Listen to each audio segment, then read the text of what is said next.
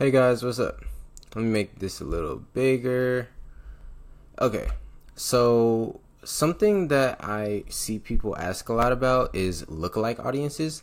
They don't really know what they are, or if they know what they are, they don't really know how to use them and use them effectively and when to use them.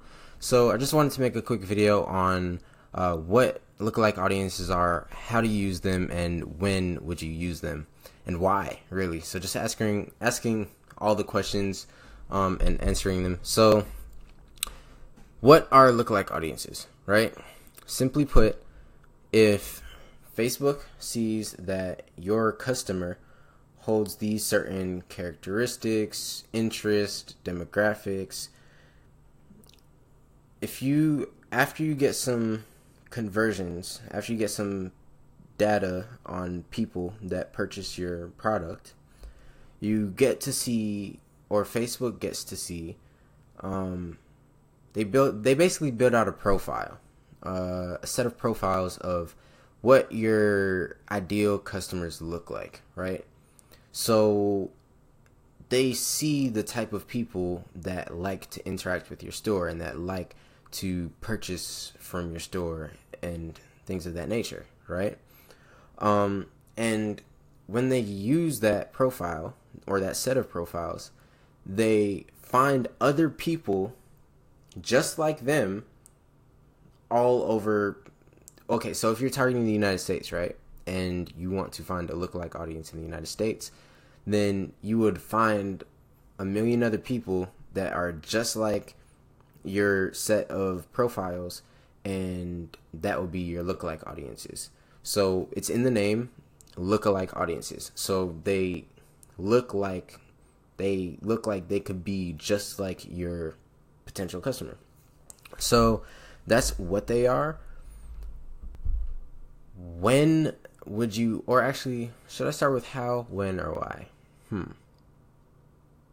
Why? Why would I want to use a lookalike audience? If I'm a store owner and I'm selling a product and I want to get more sales, that's why I'd want to use a lookalike audience, because Facebook is handing me a huge audience, because you can do 1%, 2%, 3%, and you can go up levels of your lookalike audience, right? And these are in increments of millions, right? So you're accessing 1 million, 2 million, 10 million other people that are just like people that have a history of purchasing with you or converting with you, right?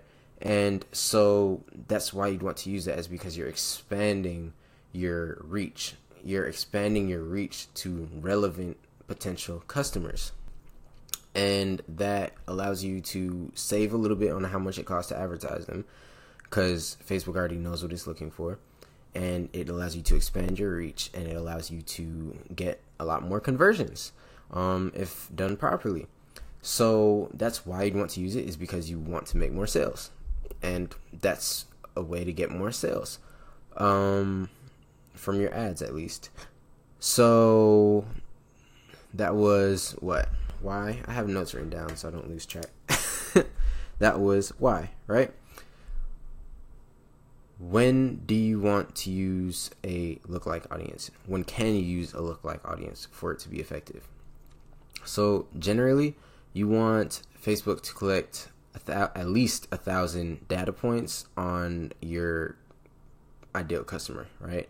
So that doesn't mean you have to have 1,000 purchases, but you want to have 1,000 significant pixel events before you create your lookalike audience, so that Facebook really knows what more to look for. They can't create a lookalike audience off of 500 page view events. It's gonna be useless, even if they could, right? They're not going to. But what happens is, you like this idea. Like, you don't want to rush into a lookalike audience just because it'll expand your reach. Because you want to reach a bunch of people that aren't going to purchase from you because they're not your ideal customer. You want to find your ideal customer first. Cut out that piece of the audience. Plug it into this lookalike audience machine and gas that, right? You don't want to just cut out random folks. put it into that and then gas that, because you're going to be fueling a useless and purposeless machine, and it's not going to work for you the way it's supposed to, and you're going to waste your money. So you want to use that when you have enough significant events on your pixel. So let's go into how do you set up a lookalike audience. Let me jump into the Facebook ad manager and show you. I don't want an incognito window. That was an accident.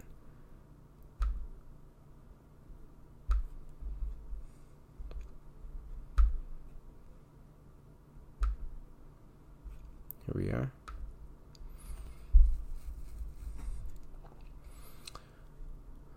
It's pretty simple. Facebook makes these things really easy for you. It's just a matter of knowing where to go. So you go into your ads manager, and mine is taking a little while to load. I'm gonna make my camera a little smaller.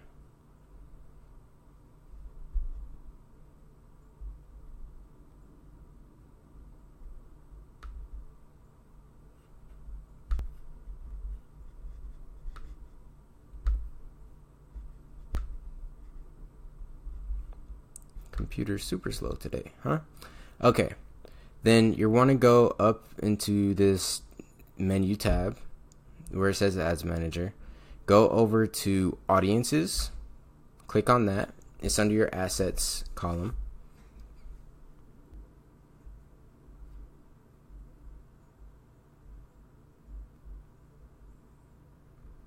And right here, you have the option to create a lookalike audience, right?